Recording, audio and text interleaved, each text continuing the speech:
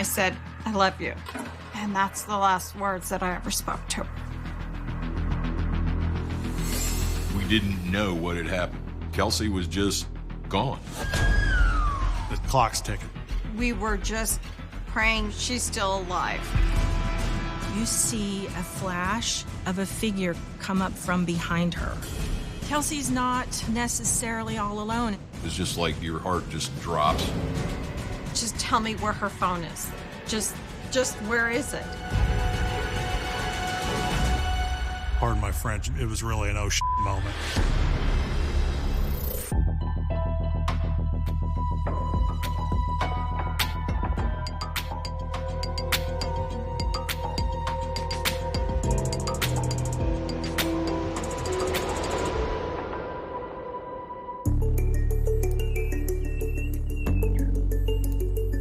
May 25th, 2007. Overland Park, Kansas. 18-year-old Kelsey Smith is graduating from Shawnee Mission West High School. I remember the day clearly when Kelsey graduated. We were very proud of her. My name is Missy Smith, and Kelsey Smith is my daughter. Her boyfriend, John, had an air horn, and when she walked across the stage, he had hit the air horn. There was a lot of noise and clapping and stuff. The principal asked her, is that your hooligan family? And she was laughing and said, yeah, that's them. I'm Greg Smith, and I'm Kelsey's dad. You know, I was happy that she graduated. I was happy that she hit that milestone. It was a neat night to see that. Kelsey was born May 3rd, 1989. She was our third daughter. She was very inquisitive. She got the nickname No-No because she was always into things. Kelsey was very, very outgoing, even at a young age. We had 5 kids. She was the middle child, so she went out of her way, I think, to be noticed. I met Kelsey in middle school. She was very loud, and at first I thought she was kind of bossy, but like not in a bad way. I'm Megan Lang. I'm Kelsey's best friend. We were in marching band together. We both played clarinet. It was a lot of fun. Every year, the marching band played at halftime at the football games. She took a lot of pride in that. During her senior year, Kelsey's life changes when she meets her high school sweetheart, John. When she first met him, she's like, hey, there's this guy, and he is so cute, and he's just awesome. And I was like, oh, cool. John was over at our house all the time once they started dating. I mean, all the time. They went to senior prom together. We all got a limo. Kelsey had this big, beautiful yellow dress that looked just like the Disney princess Belle. And we had so much fun. After graduation, Kelsey and me were super excited to go to K-State. I had always assumed that Kelsey would go to Kansas University because John was going to KU for college. And I told my wife, who do you want to bet moves first? Is it going to be Kelsey or John that changes schools? On June 2nd, a week after her high school graduation, Kelsey is excited and getting ready for a big date. She and John were going to go out that night. It was their 6-month anniversary, which I had no idea was a thing, but apparently when you're 18, it's a big deal. Kelsey said that she had to go to Target to get a gift for John before they went out that night. And while she was there, she talked to her mother, Missy, on the cell phone. It was about 7 o'clock in the evening. Kelsey had called me to ask me about the gift she was looking for John. There was this scrapbook box that she wanted to find for him because she had given him a card and his mom accidentally threw it away, not knowing that it was important to him, and it really upset him. So I was explaining to her which aisle she could find this box that she was looking for at Target.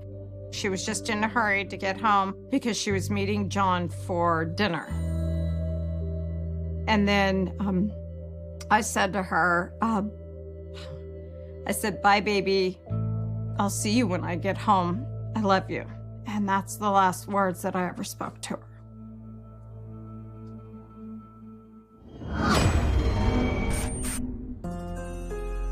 A short time later, a little after 7 p.m., Kelsey's boyfriend arrives at the Smith family's home.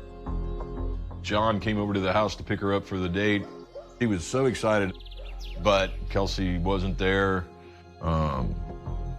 Started calling and texting. But she's just not answering, and I just knew something was bad. A veteran police officer, Kelsey's father doesn't waste any time trying to find her. Kelsey's older sister, Lindsay, and John got in a car and went out looking for Kelsey.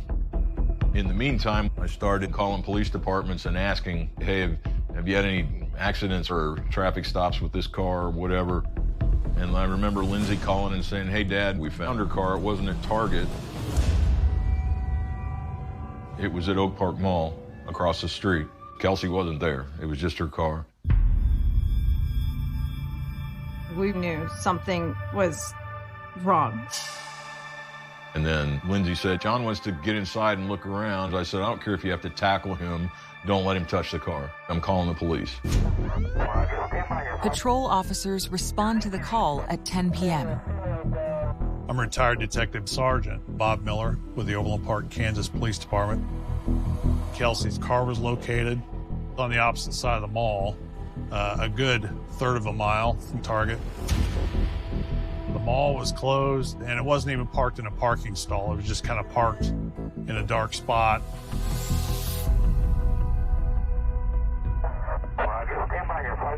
After the police met us, they immediately treated the car like it was a crime scene.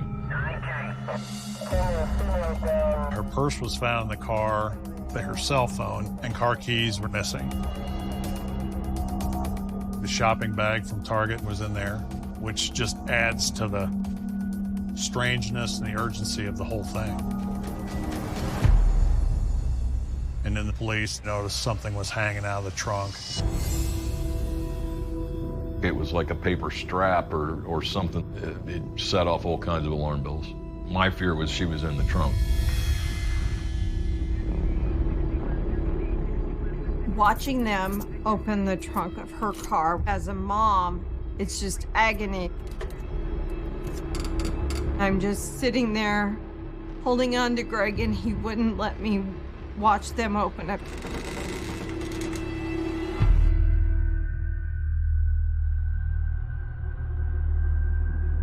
But it was empty. She wasn't in there. And then when she wasn't, you're just like, where the hell is my kid? The car was towed to the Johnson County Sheriff's Office Crime Lab, where they started processing for fingerprints and for DNA. And then the police asked us to come down to the station to be interviewed. I'm Detective Candace Bridges, and I work the Kelsey Smith case. When I first arrived at the station, Kelsey's family was there. Her boyfriend, John, was there as well. Everyone was on a heightened sense of alert. Kelsey was, by all accounts, a good kid. Her father, Greg, was a law enforcement officer himself, so he knew when to raise a red flag to let us know this was something serious. They brought us into an interview room, sat us down in there, walked out, closed the door. I looked at Missy and I said, "You know why we're here, right?" I said, "We're suspects." The Smiths tell police that Kelsey left for Target around 6:30 p.m. and was supposed to meet John sometime after 7. But she never showed. The timeline lets us know what she did before she went missing, which may sometimes hold the key as to why she was missing. And that became more important when we interviewed John a little bit later. John told us Kelsey's very excited about going off to college. But what John says next catches investigators by surprise. John told us they were going to split up when they went to college. That's a highly emotional situation between John and Kelsey. We asked, was she upset? Was she upset with him? At that point, we were thinking John did something to her. The race to find Kelsey. First 24 hours pass and you become more anxious. Clues buried in Kelsey's final moments. We were dumbfounded. I just lost it. I just fell apart. And a suspect's chilling statement. And he goes, yeah, I saw her. She had great legs. And just my skin started crawling at that point.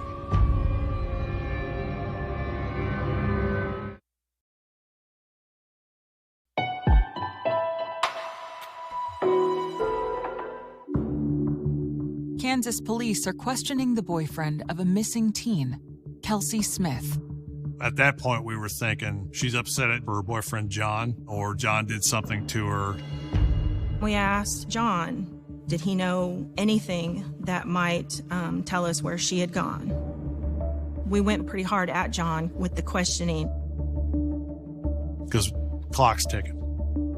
But John says he has no idea where she is or why she never showed up for their date that evening. And then John showed us his phone. We were surprised. I mean, kids don't like to show their phones. We learned that he was texting Kelsey's phone and trying to get her to answer. We expected at least something from her saying, not now, or, something to turn him off or shut him down. But there was nothing.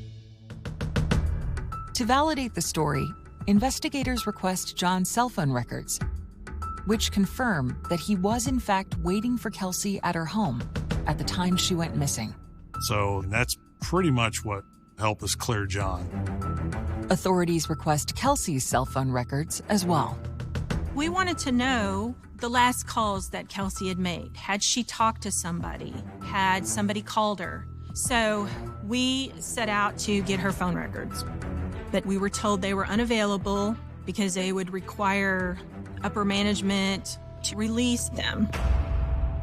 And as the wife of a police officer, I just found it unbelievable that I had so many obstacles. The phone was in my name. There was no reason for them to not do it. Just tell me where her phone is.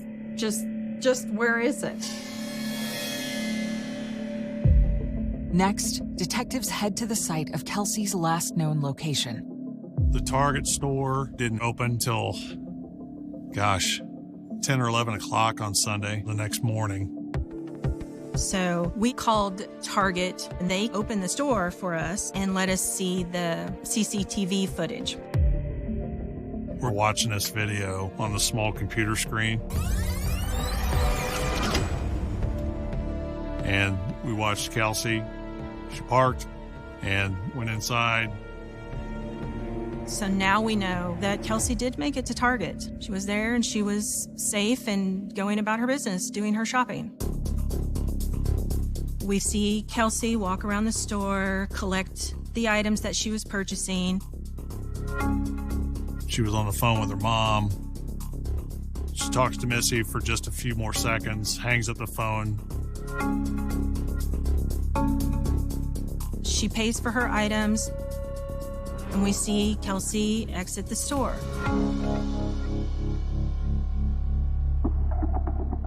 The video shows Kelsey walking out through the doors, and then the next view is the camera in the corner of the parking lot near where her car's parked. The outside video shows Kelsey walking to her car, putting her items in the passenger side door, and getting in the driver's side door. Then she drives away. And that's the last time you see the car. Everything looked normal, just business as usual. But investigators can't rule out something more sinister. We couldn't say for sure that we had a missing person taken against their will, or if we just had a young lady who wasn't ready to be found yet. Will this fleeting glimpse of Kelsey offer any clues to help find her? We went on with the investigation because we had a girl to find. At the time, the family had already started searching the neighborhood. We still have no idea where Kelsey is, and that was a really scary feeling. That first day, we all took out flyers and hung them around businesses, going door to door and searching. Hundreds of volunteers will set out again today, passing out flyers looking for Kelsey. I kind of just went on autopilot. I was also mostly running on energy drinks and no sleep, and it was a mess. While the search for Kelsey continues, detectives are busy following up on their next lead. The next morning, when the Macy's store opened, we obtained their video footage of the parking lot where Kelsey's car had been found late the previous evening. It is VHS tape, so it was pretty poor quality. It's so grainy and it's dark, and the only light in the picture is the low watt lighting in the parking lot. And then a little bit after 9 p.m., you see the headlights of Kelsey's car coming in and then parks in the dark. Then you see the door open, a figure that you can't exactly make out gets out of the car and walks away. We could tell that it wasn't Kelsey that got out of that car and walked off camera. You could just see the way they walked. It wasn't the gait of a teenage girl. Investigators believe the figure is male. So that was a surprise to us. We were dumbfounded.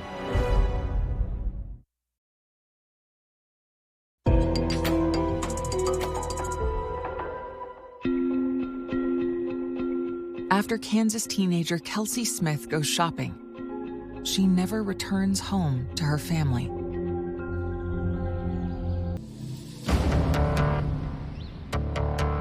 But the day after her disappearance, investigators observe something disturbing.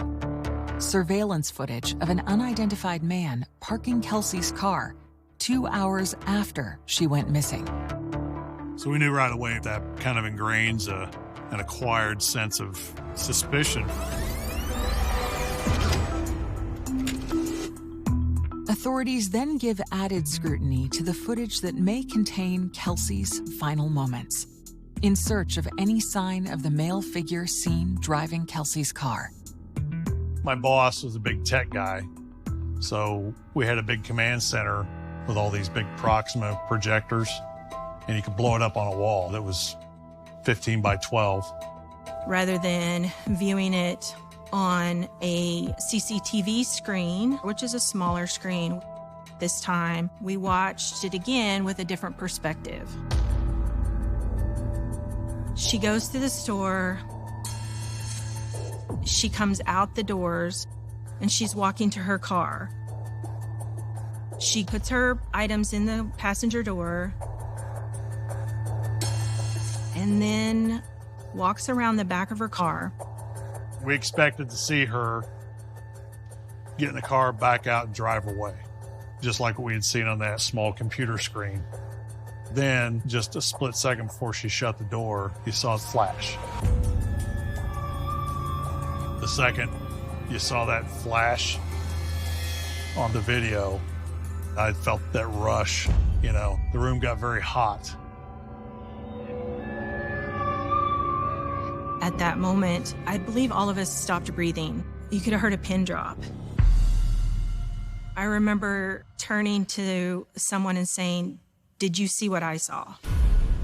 As Kelsey's opening her driver's side door, you see a flash of a figure wearing a white shirt and dark-colored pants come up from behind her. It's very small. It's very hard to see. It's blurry. We believe the blurry figure was forcing Kelsey into her car. We then knew this was much more serious than we thought. Pardon my French, it was really an oh shit moment. At that point, we realized we had an abduction. But police still need to figure out who abducted her and why. By piecing together the collection of Kelsey's final moments, investigators hope to uncover what happened. We went back to the inside Target video and watched it again to see if we could spot anybody wearing a white shirt and dark-colored pants. We literally watched everything frame by frame. I forget how many hours of footage Target gave us. Hundreds. It was overwhelming. What we discovered is Kelsey's not all alone inside the store. She's being watched. When Kelsey enters the frame, shortly after you see this male enter the frame behind her, and this happens repeatedly. Every time Kelsey walks down an aisle, you see him walk down the aisle. He's watching her. You've seen the National Geographic shows where the predator is circling. That's what you see. You see the suspect looking, and he walks past the aisle where Kelsey's at, and he locks. I mean, his head snaps, and he locks. Unfortunately, Kelsey's preoccupied. She's talking on the phone, and she's just not aware of what's going on. He sees Kelsey move towards the checkout lane. As Kelsey's paying, he exits the store. The camera angle's perfect as he's walking out the door. You can tell he's in his 20s. He's got a goatee. At that point, we knew we wanted to identify this person. I remember Greg and I going to the command center and them showing us the footage. Once the video actually revealed that it was a kidnapping, it was just like your heart just drops. The only thing that was really going through my mind was, he knows where my child is. I needed them to find him so I could find her. We were just praying that she's still alive. An officer, racked by guilt, vows to make amends. I was only 600 feet away when she was kidnapped. And Andy thinks that he should have been able to stop it. He's hundreds of yards away. Critical clues across state lines. Captain Fredrickson said, "You need to brace yourself." I was shocked, and I think all of us were kind of panicked at that point. Leading to an explosive encounter with their prime suspect. He was livid. And that's when he screamed in my face. He said, "This is all you got?"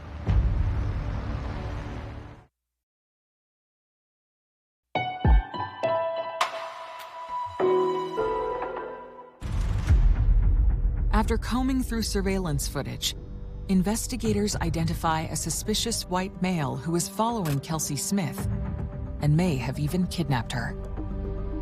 Once we identified our suspect, we went to the media to help us find him. Police are chasing hundreds of leads looking for this man, a person of interest, they say, seen on the same store camera leaving Target moments before Kelsey.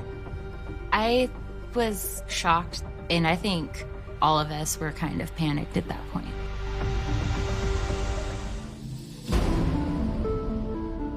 As Kelsey's story quickly becomes national news, one local in the community is working hard to help find her. I'm Officer Andy Black of the Overland Park, Kansas Police Department. I was the liaison officer for Oak Park Mall, and on the day of this case, I was actually working there off duty. The evening Kelsey disappeared, I was doing the habit of smoking a cigar, taking a break outside the corner of the building, and that's when it happened. I was only 600 feet away when she was kidnapped.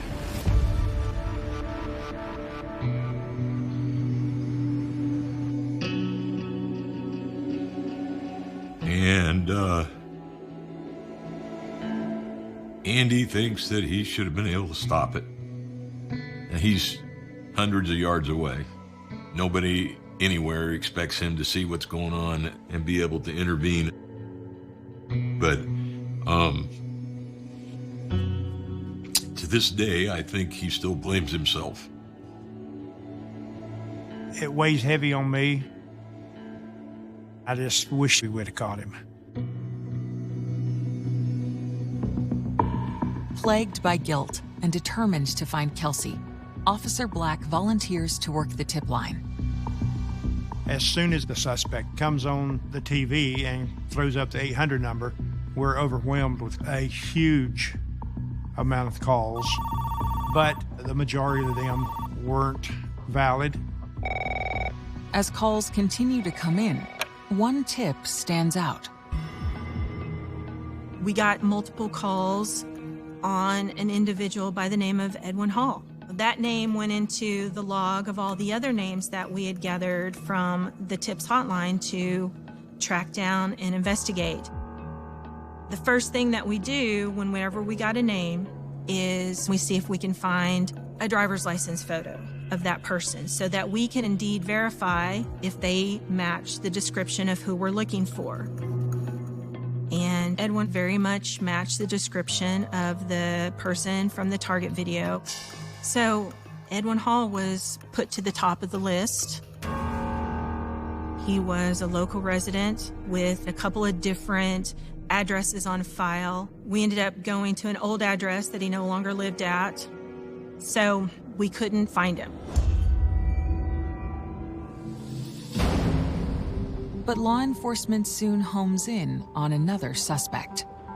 We got several calls calling in to say that that individual resembled someone they knew by the name of Jack.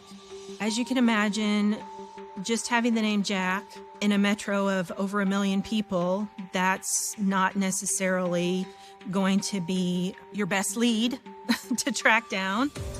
Authorities have 2 potential suspects, but can't track either one of them down. Then, on June 6th, 3 days after Kelsey's kidnapping, investigators catch a break when another tip comes in to Officer Andy Black. I got a call from a lady, and she said, I know that guy. She told me that he went by the name of Jack, and he lived in the city of Olathe. Once authorities receive Jack's address, they immediately head to his home. When they arrive, they're surprised by what they find. As they pulled up, they see this person packing boxes into the back of this vehicle, looking like they're getting ready to leave. The man confirms that his name is indeed Jack and tells detectives that he was just getting ready to leave with his wife and 4-year-old son on a trip. We didn't want to take the chance that he was going to skip town. So at this point, the suspect actually willingly comes into the station. With the clock ticking, authorities now only hope that they've caught the right suspect. I got a phone call from my boss saying, hey, this guy, Jack, he's coming in for an interview. I need you back here now. So we were beelining back to the station.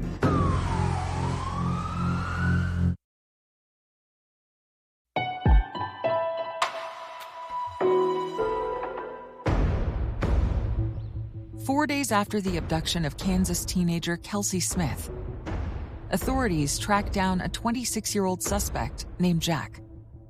When questioned, he reveals something surprising. As he's being interviewed by investigators, he admits that he goes by the name Jack. That is his nickname that he's given himself. And then he gave his birth name, Edwin Hall. So that was a surprise to us. Investigators realize that Edwin Hall is the same person that the tip line had received numerous calls about, and that detectives have been trying to track down. It all started falling into place as to this was our person that we were looking for. And then that's when they started with some very pointed questions. Detective Miller shows Edwin a picture of Kelsey in order to gauge his reaction. Edwin denied ever seeing Kelsey, but then we showed him the surveillance footage, and at that time he says he's the guy on the video. While Edwin acknowledges going to the store, he insists he's never seen Kelsey. So he offered up DNA, fingerprints, anything he could do to help eliminate himself, which was quite surprising. And the county took those fingerprint cards and his DNA swabs. Despite Hull's willingness to provide evidence, Detective Miller persists. We went back in, and I basically just put her picture on the table. It was the picture of Kelsey inside Target. And I mentioned to Edwin, I said, so you never saw her? Very attractive young lady, you know. I'd give her a second look, you know, so I kind of went locker room talk with him, and he bit. And he goes, oh, yeah, okay. I saw her. She had great legs. And just my skin started crawling at that point.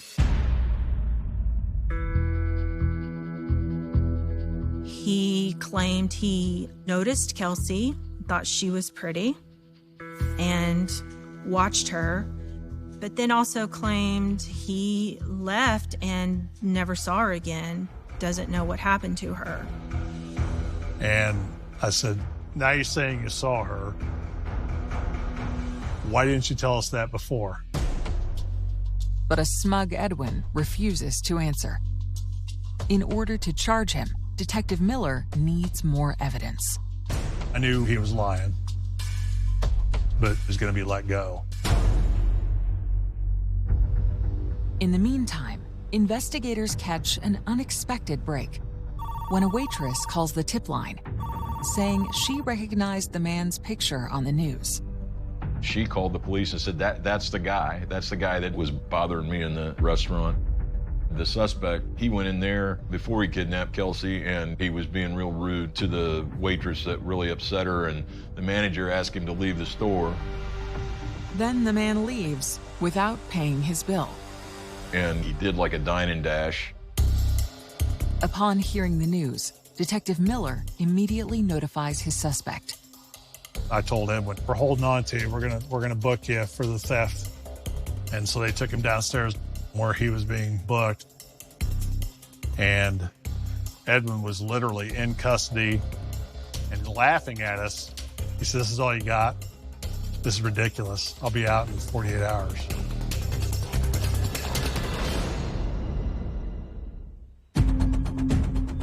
Meanwhile, across town, investigators are following up on a critical new lead. As soon as Kelsey was reported missing, we immediately started requesting her cell phone records from the wireless carrier, but we were told they were unavailable. We continued to request the records, but it was 3 days before we got them. Once we did finally get her cell phone records, what we saw was the texts that John was sending to Kelsey's phone the evening she went missing. Those texts pinged off of the cell phone towers and proved to be a road map. We tracked Kelsey's cell phone pings down the highway in Kansas and into the Missouri side of the metro area.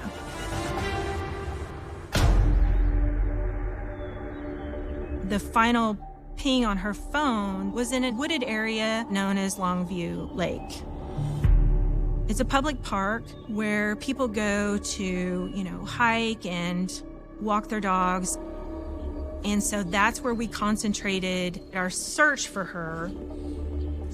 45 minutes into their search, they make a gruesome discovery when they find a female body that was hidden from view.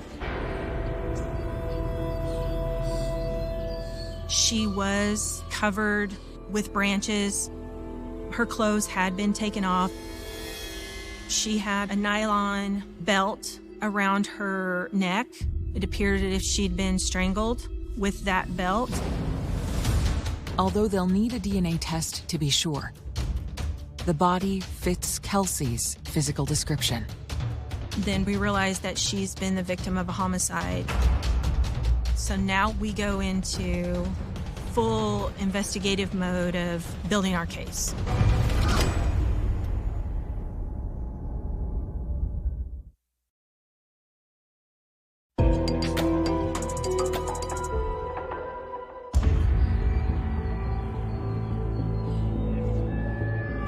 Investigators have just discovered the body of a young woman, matching the description of missing teen Kelsey Smith. The Overland Park Police then alert Kelsey's family. We got a phone call that day on June 6th about 2 o'clock in the afternoon that said, hey, we need to come talk to you guys from the police. And I said, okay. So we met him out in the driveway as soon as they got to the house. Captain Fredrickson said, you need to brace yourself. They told us that they'd recovered Kelsey and that she was dead.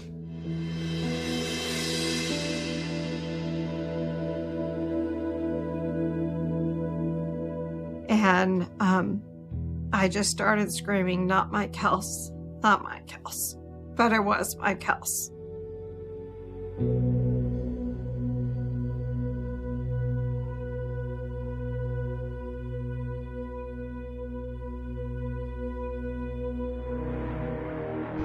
DNA testing later confirms the family's worst fears. The victim is Kelsey Smith. Once we realized that she's been the victim of a homicide, we knew that we had a very viable suspect in Edwin Hall, who was being interviewed by investigators at the same time. Shortly after getting the news that Kelsey's body has been discovered, the lab sends Detective Miller some pressing new evidence. When Edwin was on his way out to the county jail for the theft, I had to run down to the car and stop him. They matched his thumbprint on the back of the driver's seatbelt buckle in Kelsey's car. I let Edwin know that he was now going to be charged with kidnapping and murder. And that's when he screamed in my face. He was livid.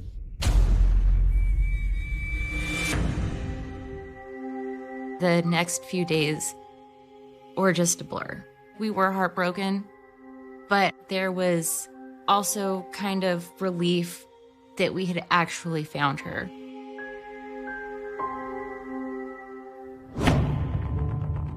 After Edwin is arrested, the examination of Kelsey's body revealed that she had been sexually assaulted.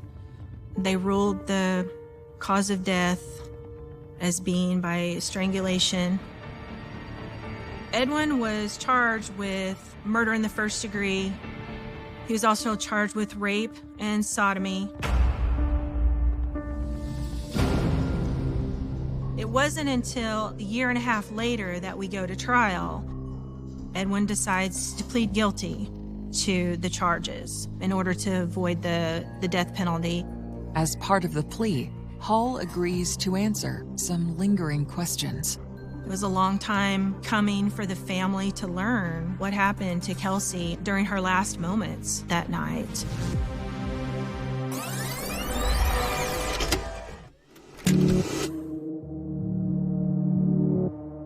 What he told us was that after he sees Kelsey, then from that moment on, he was hunting her. We ended up finding out it was kind of a violent takeover. He rushes in with this pistol and shoves it in the back of her neck. And his words to her was, if you cooperate, I won't harm you. I just need you to drive.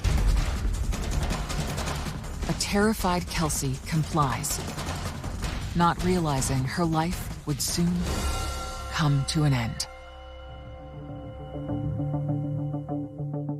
Edwin Hall was sentenced to life in prison with no possibility of parole. Justice had been served. I'm very grateful to everybody that worked the case because they all did a great job.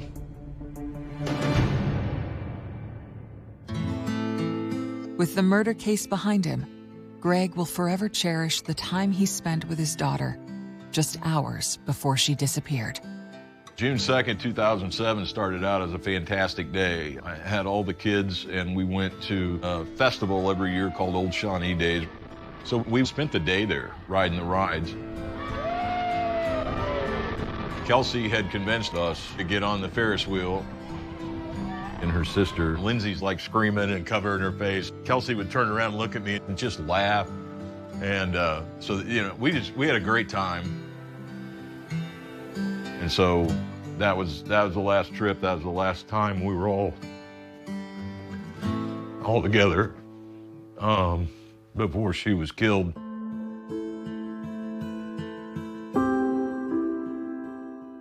As for Megan, she'll always miss her best friend. Getting married was really hard without Kelsey. And literally right before I walked down the aisle, Missy brought me this little charm thing to hang on my bouquet that had pictures of me and Kelsey on either side. And then I ugly cried really hard. She's like, no, like, don't do that. So she was definitely incorporated. Missy will always be grateful for the moment she shared with Kelsey just before she disappeared. And I was fortunate enough to talk to Kels. She was at Target. She's getting this gift for John. I said, I love you. And that's the last words that I ever spoke to her.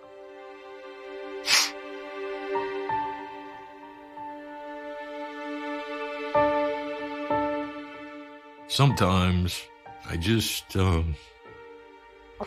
wish I could talk to her.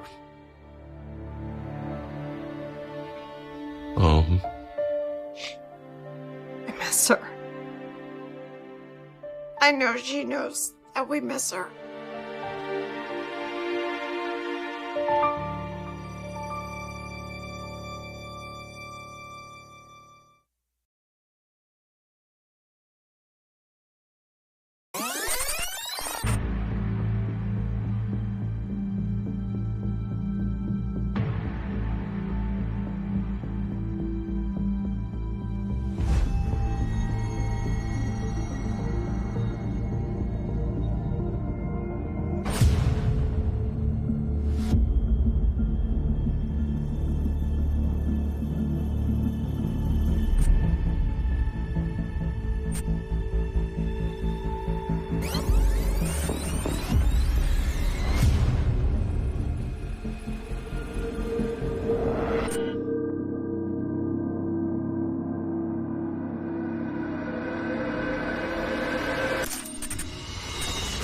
Videotaping myself eating cake because I'm just that fabulous. Yes.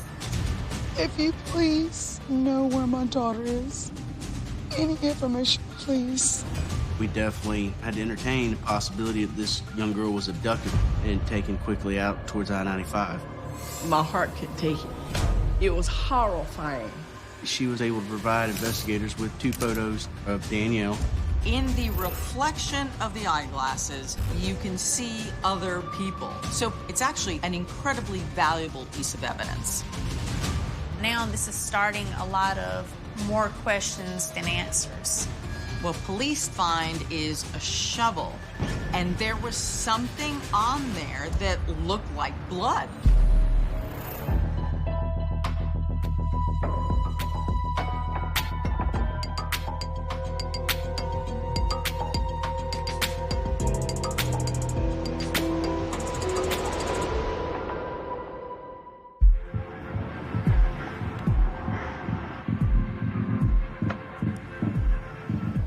Year-old Danielle Locklear is enjoying a yearly tradition.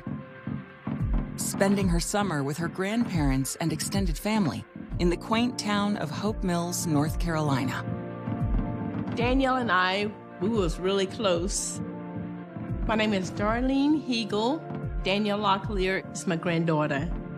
And she cared a lot about me, and we did a lot of things together. go down to the church. The church was always in it because that's, what we did. My name is Chino Papa, and I am Danielle's aunt. She loved to make videos and tutorials. Anything that involved some creativity, she can do it. She really loved baking cakes, that's for sure. Well, I was like, wow, how did you learn how to do this? And her cakes were delicious. I'm videotaping myself eating cake because I'm just that yes. It was just like a little home away from home. She had a good time coming to visit for the summer. That summer, Danielle meets a young man who is familiar to her family. 17-year-old Jamichael Malloy. We've seen him over the years at the church. I've seen him when he was a kid, and then one day you see him, he's like a handsome teenager. Once I seen that they seemed to be getting along well and liking each other, I felt that, oh, this is a good thing.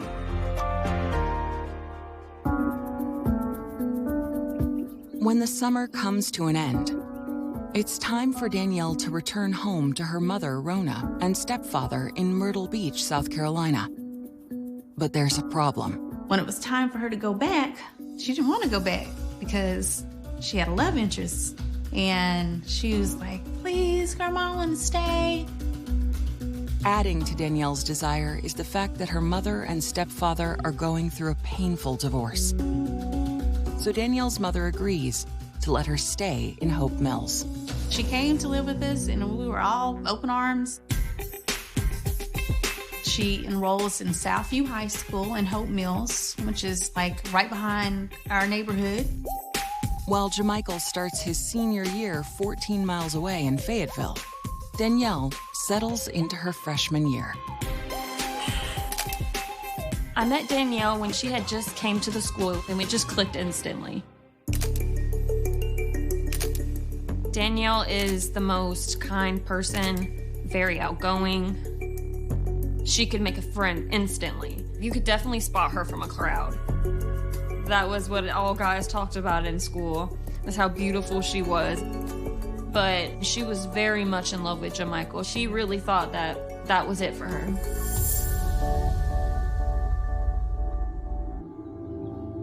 Later that school year, on the morning of Tuesday, March 11th, Danielle's grandmother and Aunt China are preparing to go out of town, leaving Danielle with her grandfather for the night.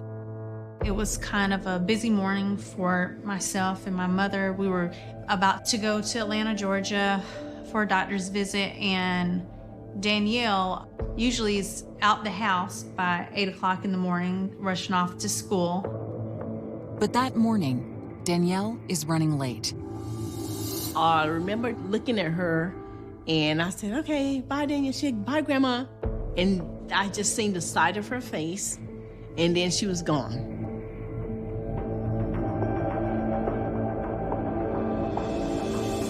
I had no idea that was going to be the last time I would see Danielle.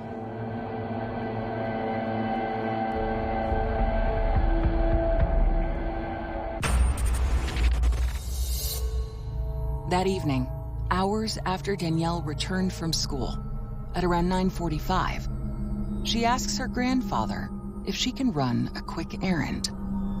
He said he remembers seeing her come up beside his shoulder and say, Papa, I need to take this binder to my friend up the street. Is it okay? He said, oh, okay, yeah, just come right back. Just simple as that. But an hour later, Danielle hasn't returned home. The grandfather said that he's calling the phone, she's not answering, going to voicemail, so he starts driving around Hope Mills looking for Danielle, and he can't find her.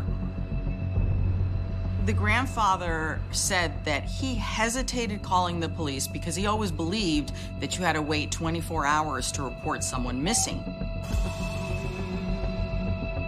Finally, at 3 in the morning, he gave up, went back to sleep, hoped that by the morning she would have come home.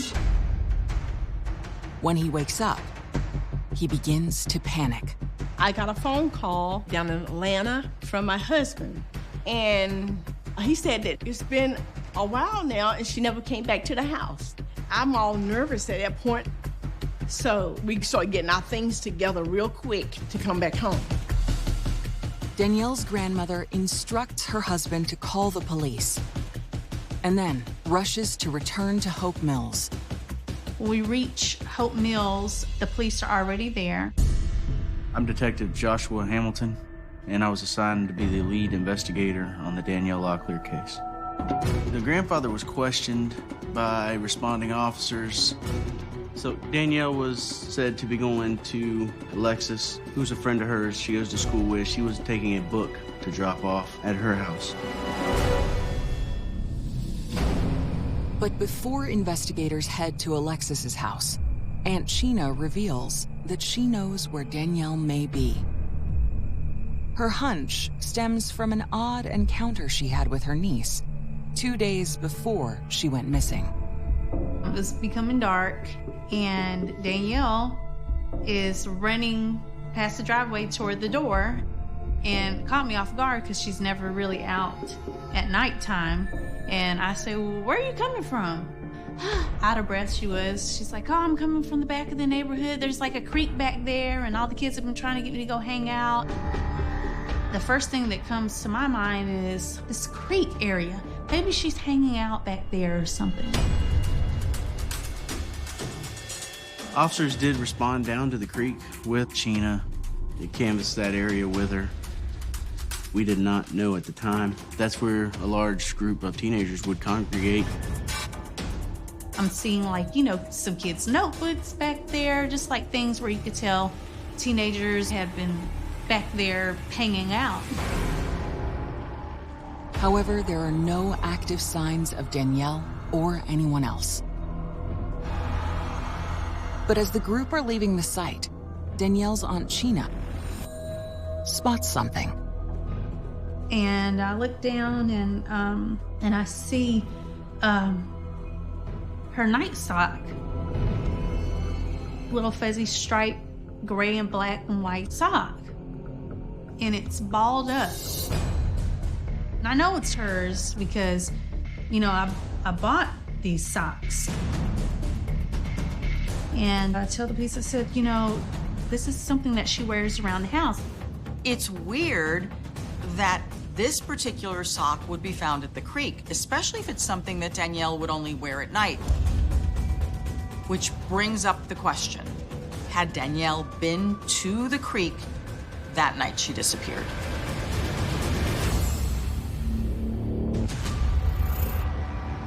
Danielle's inner world revealed.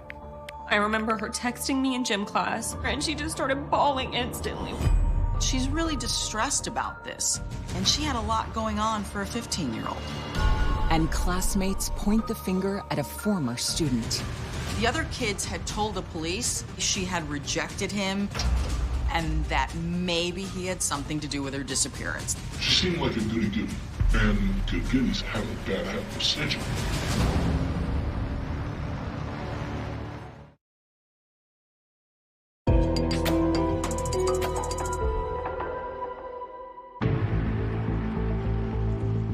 The day after 15-year-old Danielle Locklear goes missing, while searching a creek, her aunt discovers a sock that Danielle only wore at night. We treated it as an item of evidence and secured it.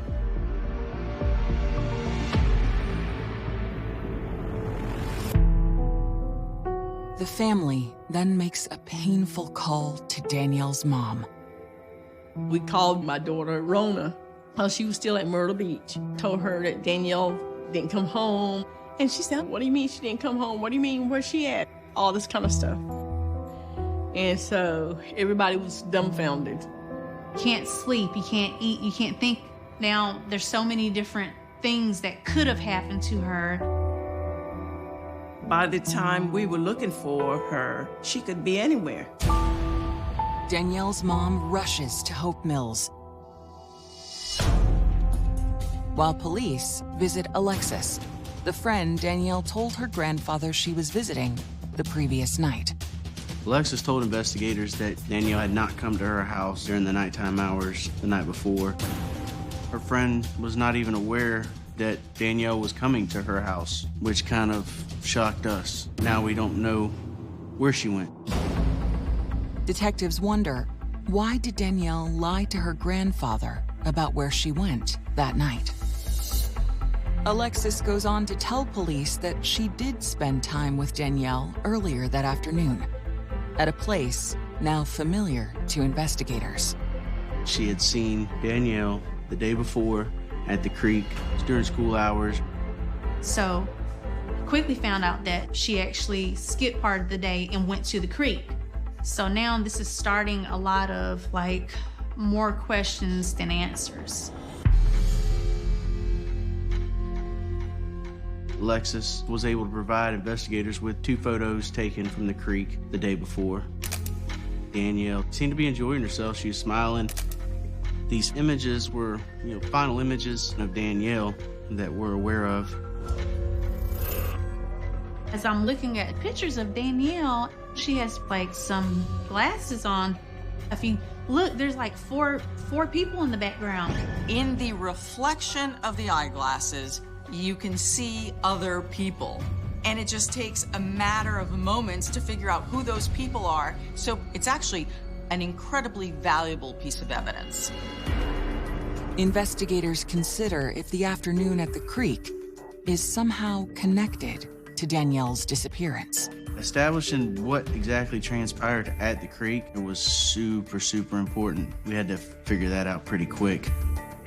Detectives then set out to identify and interview all of the teens that were present. One of the first they interview is Danielle's friend, Caroline. She tells them that 2 days before her disappearance, a heartbroken Danielle shared some stunning news. I remember her texting me in gym class, and I went to go see her, and she just started bawling instantly, which is not her characteristic at all. She told me about Jamichael and that he had cut things off with her and that she was really upset. And she started asking me about the creek and where I go when I skip. And I was like, do you want to see it? And then we went down there and we just joked around for a little bit. That evening, Danielle encountered her Aunt Sheena when she returned home. The next afternoon, the day Danielle went missing, she and Caroline stealthily returned. The next day, we spent the day there. I remember it being sunny and warm. There's probably at least 6 kids down there. We had laid out beach towels and blankets. She was just laughing the whole time. I didn't think she was sad anymore at all. That was the last time I saw Danny, my final day with her. I just feel like that was a good day to have with her. If I had to pick a last day with somebody, that was a good one.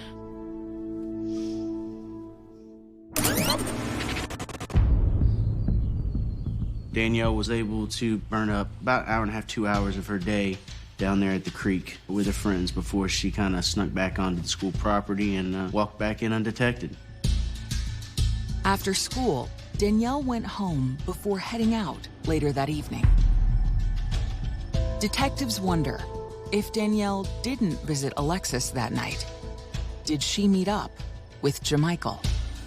Once we established that she did have a boyfriend, we wanted to talk to him as well. Jamichael tells the police that Danielle was having such a hard time with the breakup that she kept bugging Jamichael, and he said he had to block her from his phone, so he hadn't talked to her in days. Detectives then ask where he was on the night Danielle went missing. Jamichael tells investigators that he was at home with his friend, Dominic. Those two were tight. They were like brothers. But he hadn't left the house and he was there all night. Investigators asked for consent to do a forensic analysis of his phone and the contents within it. He surrendered that phone to us with no problems. That extra step to reassure us that he didn't know where she was. As they sift through the messages on Jamichael's phone, they make a shocking discovery. Several days before she went missing, she was saying to him that she had taken a test and was in fact pregnant with his baby. Messages concerning her pregnancy raised a lot of alarms. We had to assume that she is pregnant and we're looking for a pregnant teenager. It was obvious that there was a lot of anger, and Jamichael didn't believe that Danielle was pregnant. So this seems to be something that they were fighting about. Did Jamichael's anger spill over the night Danielle disappeared? When they locate the texts from that evening, however, they discover something else. Police learned from Jamichael's phone that he was home that night, texting with other girls. Looks like he was home all night, as he said he was. To Danielle's family, the turmoil in her personal life comes as a surprise. So I didn't really hear anything about any of the pregnancy scare stuff. When I found out that she was thinking about being sexually active, I immediately took her to the doctors to get her put on birth control. But she didn't really seem like there was that much that was bothering her. In hopes of unearthing new clues, detectives file a subpoena for Danielle's cell data. Then, they retrace her steps from the day she went missing, starting with her walk from school to the creek. Investigators discovered the camera aiming at the sidewalk, which leads to the trail to the creek. This surveillance video of Danielle is proof of what Danielle was doing that day before she disappeared.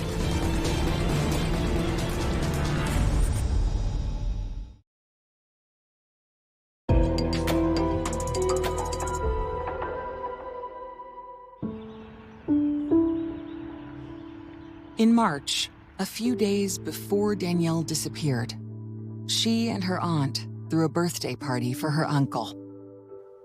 My husband was turning 65, and I got together with Danielle and asked her if she would bake the cake.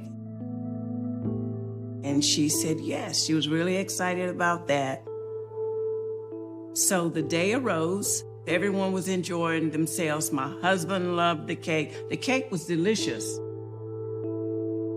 And really, it just breaks my heart because that was the last time that I seen her.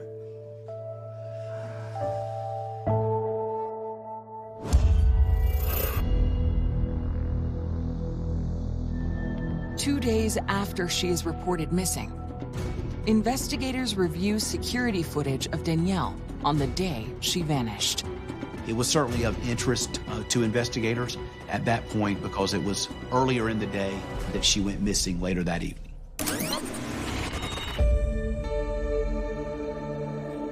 Danielle was seen walking toward the creek.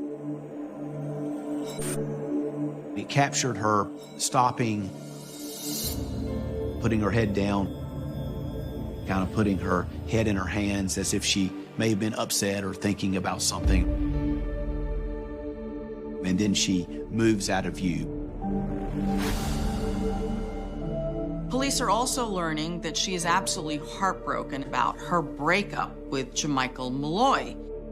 It's possible that Danielle may have thought that she was pregnant. She had a lot going on for a 15-year-old.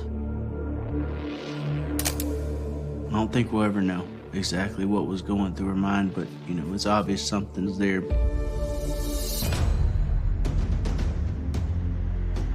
Then investigators get another critical clue when the location data from her cell phone comes through. When we started to receive those records to see what her movements were the night she went missing, it showed her in that area of her residence, and then it showed her heading towards I-95. It started going north, roughly about 8 miles before it cut off. Danielle's phone last pinged a cell tower at 10:40 p.m. Investigators combed that area for Danielle's cell phone to no avail.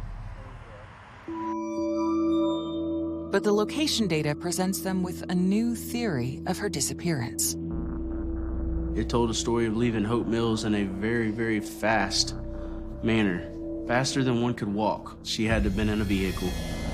At that point, we definitely had to entertain the possibility that this young girl was abducted walking down the road and taken quickly out, towards I-95.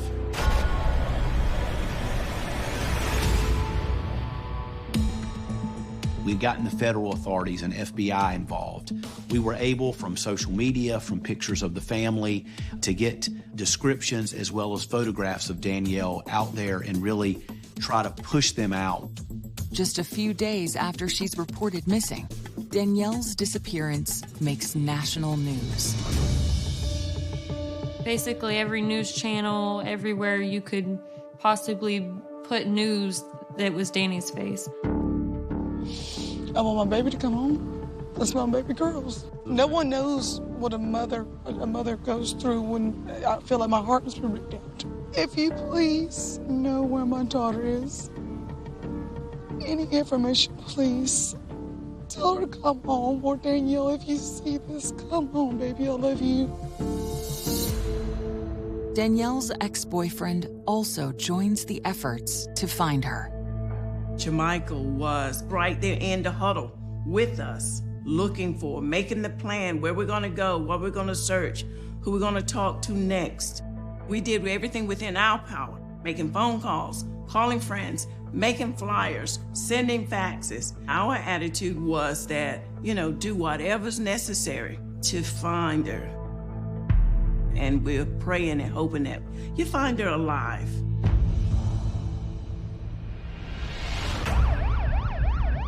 While the search for Danielle continues across the United States, detectives continue to interview classmates who were at the creek the day Danielle disappeared.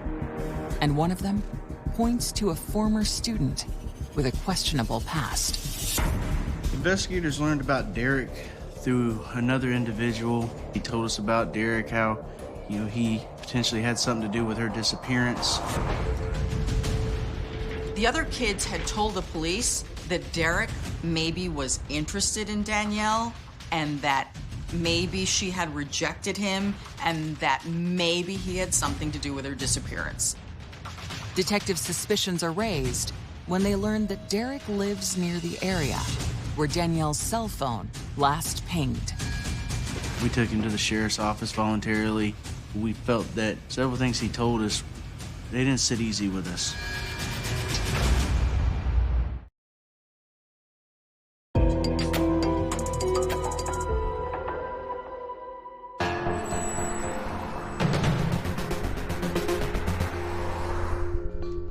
Investigators are questioning a former student who lives in the area where Danielle Locklear's phone last pinged. The best way to describe Derek is he's kind of like the school truant. Has been expelled a few times, but he still hangs out with the kids from the high school. And Derek was at the creek on the day that Danielle was there. Let me ask you something. Was Danny hot? Oh, yeah, she was a very beautiful girl. Was you infatuated with her? Did you kind of have like a secret crush? No, she seemed a little too preppy. She seemed like a goody-goody.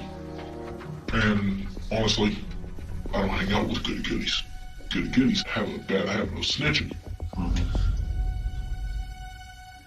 I ain't gonna lie. I do illegal things, and I know I do. Derek was unique in the fact that he was very outspoken. He admits to not liking her, that she's too preppy. That's not his cup of tea. He made it clear that, he does illegal things. We don't hear that very often. Let's put Derek's posturing aside. Let's look at the facts. Where was Derek on the night that Danielle disappeared? When questioned on his whereabouts during the hours of 8:30 p.m. to 12:30 the next morning, Derek says he was at his father's house. Around 8:30, my dad left to go to a pool tournament. I stayed on the computer, job searching. Between Facebook, job searching, and TV, that's what I was doing all night. He was alone for those hours. which is also very suspicious. There's no one else in the home with him. Derek is certainly someone that has raised investigator suspicion at this point. Detectives then turn to the location of the final cell ping from Danielle's phone. But we know where Danielle's phone was. Okay, what area her phone was. It's out there around your house, in that general area. Okay, I'm not saying it's right at your house, but in the general area. And that was Tuesday night, 22:45, which would be 10:45. I'm asking you, was she alive when she left that area out there around your house? I have no idea, I didn't see her. You're telling me you have no knowledge whatsoever of what happened to Danielle Locklear? No, sir. But police aren't convinced Derek is telling the truth. Police decide they're going to take this a little bit deeper. Police get a search warrant and they search Derek's house. We do a search of that property based on the information provided. While examining the property, investigators immediately observe something alarming. What police find is a shovel. And there was something on there that looked like blood. The shovel appeared to have what we thought was blood on it. So, we ran some tests on it. But when the police took the shovel in for forensic examination, they determined that it was not blood on the shovel. So at this point, there was nothing tying Derek directly to Danielle's disappearance. People tried to say that Derek had done something to her or hurt her in some way. A lot of very mean things that he did not deserve. We reached a point, where we couldn't rule him out, but we couldn't corroborate what he's saying to us. We didn't have enough to keep moving forward with him. So we regrouped and started to pick up where the evidence left off again. Then, on April 2nd, 22 days after Danielle disappeared, an off-duty police officer discovers something concerning off a bridge about 20 miles outside of Hope Mills. He immediately calls 911. Is there a deputy close by with a pair of binoculars so I can make sure there's not a body in the water?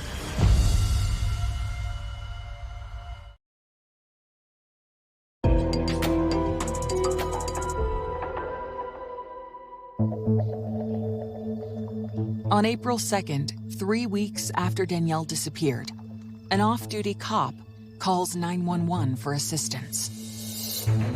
Is there a deputy close by with a pair of binoculars so I can make sure there's not a body in the water? Okay, I just got up with Edward 6. As soon as he cleared his call, he can be en route to you. Once he got the binoculars, he was able to see that it was, in fact, a body in the river. Detectives race to the scene. When the body was pulled from the water, I recognized personally the shirt that was on the body as being the shirt that Danielle was pictured wearing at the creek. It was heartbreaking. We knew at some point we were going to have to tell her family that the worst outcome possible was now a reality. When Danielle's body was recovered from the water, there was a center block tied around her waist that was tied with yellow rope. There was also another center block tied around her feet, again with yellow rope. The cinder blocks were of the coarse gravel. They were definitely an older cinder block. They weren't like the crushed fine concrete you see typically in today's cinder blocks. Once police receive a positive identification from the medical examiner, they notify Danielle's family. It was very hard.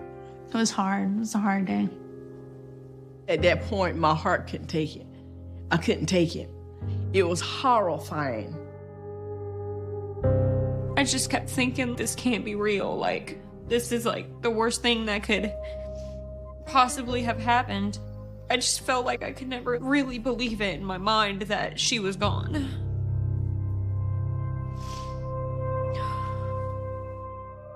As Danielle's family and friends begin to mourn, detectives get to work.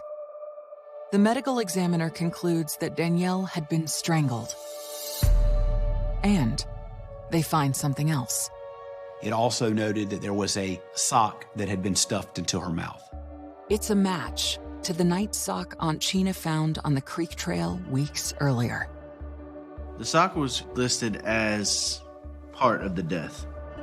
The medical examiner could not rule out the actual mechanism for her death. Was it strangulation or was it the sock? Only thing they could say was it was from both. The other important fact that the medical examiner is able to provide is that Danielle Locklear was not pregnant.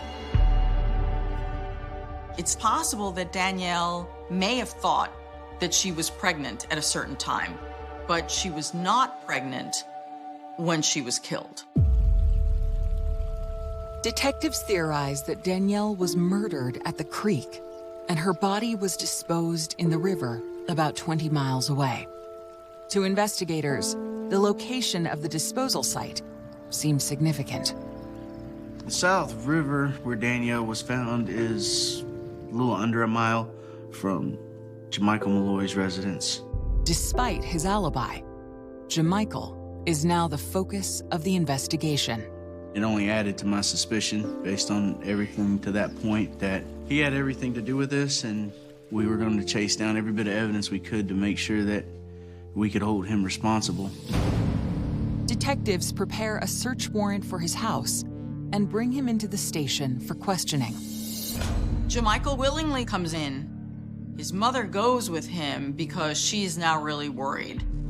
It don't look good. That body, really, how did it get down there? Somebody could be trying to frame you. You can make up that and prove that. I love you too much. Be okay. Investigators press Jamichael on his involvement in Danielle's murder. You think I'm a smart kid? Yeah, I do think you're a smart kid. Why in the world would I put her down the street and around the corner? Because more often than not, that's what people do. You know, based on my experience, they tend to not want to leave their comfort zone. Y'all seen y'all ping my phone and seen I was at home, so. Investigators then inform the Malloys that officers are searching their home. We have cooperated to the fullest, but now that you're searching my house, we're going to use solitary.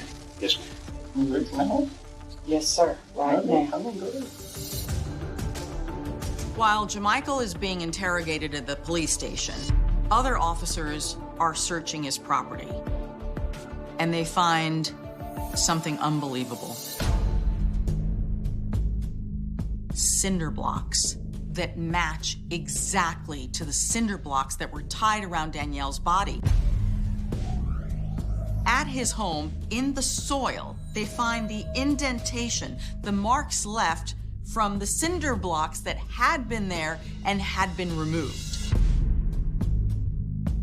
Then they find rope, very similar to the kind that had been tied around Danielle's body.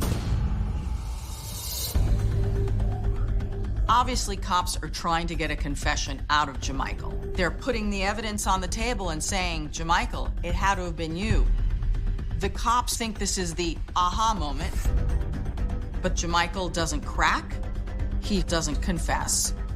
He is so calm. Jamichael's best friend, Dominic Locke, is also brought in for questioning, but he refuses to speak with detectives. Everything points to Jamichael, but we don't have the probable cause to go ahead and charge him. We wrapped it up, let him go on his way, and told him we're gonna see you again. This ain't over.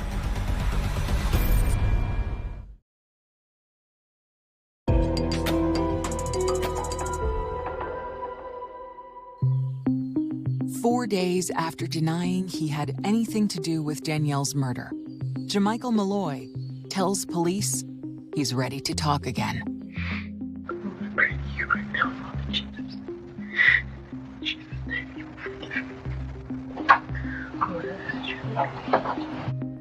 Jamichael explains that on the night of the murder, he and his friend Dominic drove to Danielle's home. I was like, all right, I'm ready to get this pregnancy thing done. So I had took my wallet and I threw it against her window. To get out of the house, Danielle told her grandfather that she needed to drop off a notebook at her friend's house. She came out and everything. She got in the car and we went to the creek. We sat down and talked for a while. And she was cursing me out, still being mean to me. And I'm just trying to shove it off. And she was supposed to take a pregnancy test in front of me. I told her, no matter what, if you're pregnant or not, I'm gonna do what I gotta do. If this is my kid, DNA proven and everything. But I'm not gonna be with you. And that's when she snapped on me. She punched me in my face. She slapped me and jumped on top of me and got all over me and stuff. According to Jamichael, in the middle of their alleged fight, he snapped. All I remember was I grabbed her, I was choking her. I blacked out. Next thing I knew, she wasn't breathing. And I freaked out. Jamichael says he goes up to where Dominic is, waiting by the car, and explains that he's just killed Danielle and says, Dominic, you've got to help me. Dominic and Jamichael walk back down to the creek where Danielle's body is, and they start to pick her up and carry her back. The sock that Sheena found likely fell off along the way. According to Jamichael, Dominic shoved the remaining sock into her mouth. Why would he do that? She was making a noise. Yeah, but if I could nurse and nobody would hear it. Yeah, me and Dominic got in the car. Yeah, drove back to my house. I went and got the rope and the cinder block and tied her up, put her in the car, threw her over the side into the river. With his confession on record, Jamichael Malloy and Dominic Locke are arrested and charged with second-degree murder. It was terrible. I mean, to get that information, and we had been searching about a month, having Jamichael with us during those searches, saying, have you heard anything? Oh, I pray that she's okay, and we'll find her. All of these things, all the time knowing exactly where she was. Jamichael betrayed us as a family. He knew that she was precious to us and that we would never stop looking for her. To go and pick her lifeless body up and toss her in the river like she was nothing. Not one time did you say, oh my God, I made a terrible mistake. I've got to call for help. In a tragic twist, investigators suspect that Danielle lied to Jamichael about being pregnant in order to gain his attention. But one question remains: the texts from Jamichael's phone that placed him at home the night of Danielle's murder. A specialist in phone analysis was able to uncover that Jamichael had used a texting app where you could schedule your phone to send out text at a future time. And so he had left his phone at his house, but yet his phone was still sending text to friends as if he was still at his house. In May of 2016, Jamichael Malloy pleads guilty to second-degree murder. At his sentencing, he turns to speak to Danielle's heartbroken family.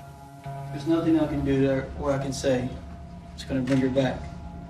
But I do want to apologize for the actions that I made. He is sentenced to 25 to 31 years in prison. Dominic Locke pleads guilty to accessory after the fact and is sentenced to 6 to 8 years. behind bars. You never get over something like this. You learn to live with it. My sister is never going to be the same. Danielle was more than a niece to me, and I'm just thankful for those years I shared with her. Years later, friends and family still cherish their final moments with Danielle. Danny was just a great person to be around, and I don't think I can ever forget the person she was. You'd think after years and years, and it being high school, it would fade a little bit. I always thought it would. I would get older and I would get over it. But Danny was too much of a good person and a bright person and such a positive energy in life that you can't forget that. When she left the house that day, she said, "Okay, bye-bye, Grandma." I said, "Okay, bye-bye." It was real quick, like that. And as she was going out the door, she's like, "I love you, Grandma." I'm forever grateful to her. And I thank the Lord every day for letting me have that moment, that last moment with her. And I always love her.